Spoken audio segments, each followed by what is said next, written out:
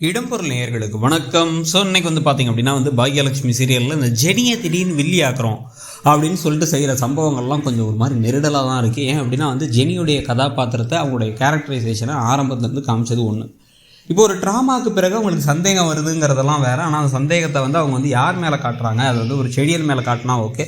ஆனால் குடும்பத்தில் ஏதோ நம்மளை எல்லாரும் உதாசீனப்படுத்துகிறாங்க, நம்மளை ஓரம் கட்டுறாங்க அப்படிங்கிற மாதிரி அவங்க கோபமாக இருக்க மாதிரி காமிக்கிறது ஒட்டவே இல்லை. இது ஒரு பெரிய புது ட்ராக்காக இந்த வீட்டை விட்டே போகிறதுக்கான ஒரு வழியாக இருக்க போதே தவிர, ஆனால் இதனால் நமக்கு இதில் பார்த்து ஒரு லைச் போய் நல்லா இருக்குது அப்படின்னு சொல்கிற மாதிரியோ இல்லை இன்ட்ரெஸ்டிங்காக இருக்குங்கிற மாதிரியோ இது வரைக்கும் அது இல்லை.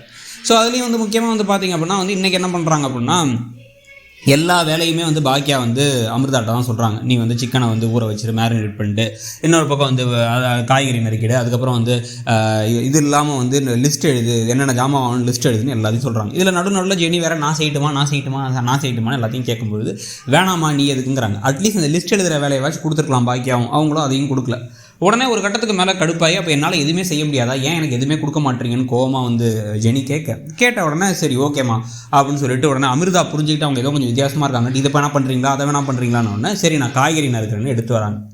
நிறைய காய்கறி எடுத்து வந்தோடனே அவ்வளோ வேணாம் கொஞ்சம் மட்டும் போதுமா அப்படின்னு சொல்லிடுறாங்க செல்வியே. உடனே சரி ஓகேன்னு காய்கறி எடுத்து கொஞ்சம் கொஞ்சமாக நறுக்க ஆரம்பிக்க அவங்க புதுசாக கட் பண்ணுறாங்க, கொஞ்சம் மெதுவாக தான் கட் பண்ணுவாங்க. ஜெனி எப்பயும் போல் கிண்டல் பண்ணுறதான வழக்கம்னு சொல்லிட்டு செல்வி என்ன பண்ணிட்டாங்க அப்படின்னா, ஏன்னா இன்னைக்கு காலைல சமைக்கிறதுக்கு நாளைக்கு காலைல வரைக்கும் கட் பண்ணுவோம் போலையே, அவ்வளோ நேரம் கட் பண்ணால் என்ன வருது, அமிர்தானா 5 நிமிஷத்தில் கட் பண்ணியிருக்கோம், நீ 5 மணி நேரம் எடுப்ப போலே கிண்டல் பண்ண. உடனே அவங்க கோவமாக எஞ்சி போயிடுறாங்க. நீ சும்மா இரு அப்படின்னா நம்ம ஜெனி பாப்பான்னு நினச்சேன் அப்படின்னா, இல்லை அவங்களுக்கு ஏதோ ஒரு மாதிரி வித்தியாசமாக இருக்குன்னு எதுவும் பண்ணாத, கிண்டல் பண்ணாத அப்படின்னு சொல்லிடுறாங்க.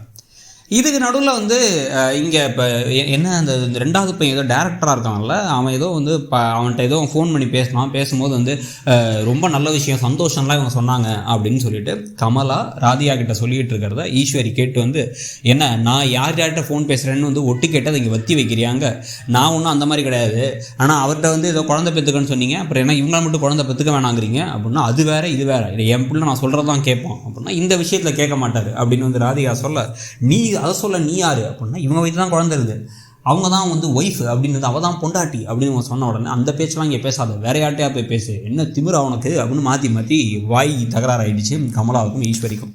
அந்த சமயத்தை கோபி உள்ளே வந்தோடனே ராதிகா டக்குன்னு கோவமாக என்ன நினச்சிட்டு இருக்கீங்க உங்கள் மனசில், எதுக்கு ஃபோனில் கற்றுனீங்க அப்படின்னா, அதை நம்ம அப்புறம் பேசிக்கலாம், என்னாச்சு என்ன சண்டை இங்கே அப்படின்னு இவங்களை கேட்க மாற்றி 2 பேரும் கம்ப்ளைண்ட் பண்ணுறாங்க. உங்கள் அம்மா நிறைய நாடகம் தான் ஆடுறாங்க, அவங்களுக்கு மயங்கி விழுந்ததே ஒரு ட்ராமா தான் சொல்ல, எங்கள் அம்மாவை பற்றி ஏன் இப்படி பேசுகிறீங்க அப்படின்ட்டு இவங்க அம்மா வாங்கம்மான்னு உள்ளார கூப்பிட்டு போயிடுறாரு. இதிலே செம்ம கடுப்பாயிட்டாங்க ராதிகாவும். இதுக்கு நடுவில் பார்த்தீங்க அப்படின்னா இங்கே மொத்த படத்துடைய கதையுமே எழில் எல்லாத்துக்கும் சொல்ல, எல்லாம் நல்லா இருக்குன்னு சொல்ல, செல்வி எனக்கு ஒரு ரோல் கொடுங்க அப்படின்னு கேட்குறாங்க. கேட்ட உடனே பார்த்தீங்கன்னா அவங்களுக்கு நடிக்க தெரியுமா, அவங்களுக்கு ரோல்லாம் கொடுக்க வேணாம், எனக்கு சமைக்க தெரியாதுன்னு கிண்டல் பண்ணாங்களேன்னு ஜெனின்னு பேசிகிட்டு இருக்கும்போதே அவங்க நடித்து காமிக்கிறாங்க. உடனே வீரபாண்டிய கட்டபொம்மன் டைலாக்லாம் சொல்லிக்கிட்டு இருக்கும்பொழுது மானம் கெட்டவனேங்கும் போது அங்கே உள்ளர செடியன் வந்துடுறாரு. அவர்கிட்ட ஐயோ நடிச்சு காமிச்சேன் தம்பி அப்படின்ன உடனே அவர் சிரிச்சுக்கிட்டே டக்குன்னு எழில தூக்கி சுற்றுறாரு, லட்டெல்லாம் வாங்கிட்டு ஒருத்தவங்களுக்கு கொடுக்குறாரு, என் தம்பி டேரக்டராக போகிறோம் அப்படின்னு சந்தோஷப்பட்டு இருக்காரு. இந்த சமயத்தை எல்லாத்தையும் சாப்பிட கூப்பிட்டா அதுக்கு முன்னாடி வந்த ராமமூர்த்தி என்னை நல்லா அமிர்தா கவனிச்சுக்கிட்டான்ட்டார். அப்போ நான் கவனிக்கலையா அப்படின்னு ஜெனி கேட்டேன். நீ கூட இருந்தம்மா, நான் அவள் தானே கவனிச்சுக்கிட்டா அப்படின்ட்டாங்க. எல்லோரும் சாப்பிட போகலான்னு கூப்பிட்டா நான் வரல, நான் அப்புறமா வரேன், குழந்தை அலற சவுண்டு கேட்குதுன்னு ஜெனி மேலே போயிடுறாங்க. உடனே ஜெனிக்கு சாப்பாட்டை எடுத்துகிட்டே மேலே நேராக பாக்கியாக போயிடுறாங்க. அமிர்தாவுக்கும் புரியுது ஏதோ பிரச்சனையாக இருக்குன்ட்டு, அங்கே உனக்கு எல்லாம் ஓகேவா இருக்கா, இந்த பாரு உனக்கு வேலை தரக்கூடாதுன்னு தராமல் இல்லை, நீ ஒரு குழந்தைய பார்த்துக்கிற, ப்ளஸ் இவளுக்கு அதில் பழக்கம் இருக்குங்கிறதுனால தான்.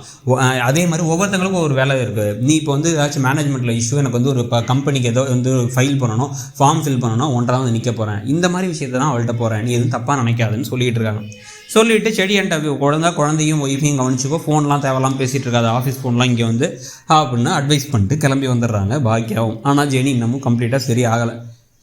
இதுக்கு நடுவில் இங்கே ராதிகா கோபியை கூப்பிட்டு, இந்த பாருங்க உங்கள் அம்மாவால் நிறைய பிரச்சனை வருது, ஒரு நாளில் கிட்டத்தட்ட ஒரு 30-40 சண்டை வந்துருச்சு, இதுக்கு மேலே முடியாது, நாளை காலையில் உங்கள் அம்மா அந்த வீட்டை விட்டு காலி பண்ணிடணும் அவ்வளோதான் அப்படிங்கிறத ஸ்ட்ராங்காக சொல்லிடுறாங்க. என்ன பண்ண போகிறார் கோபிங்கிறத பார்க்கலாம். நீங்கள் என்ன நினைக்கிறீங்கிறத சொல்லுங்கள். தேங்க்யூ. இடம்பொருள் நேயர்களுக்கு வணக்கம். ஸோ இன்னைக்கு பார்த்தீங்க அப்படின்னா பாக்யலட்சுமி சீரியலில் இந்த ஜெனியை திடீர்னு வில்லி ஆக்குறோம் அப்படின்னு சொல்லிட்டு செய்கிற சம்பவங்கள்லாம் கொஞ்சம் ஒரு மாதிரி நெருடல்.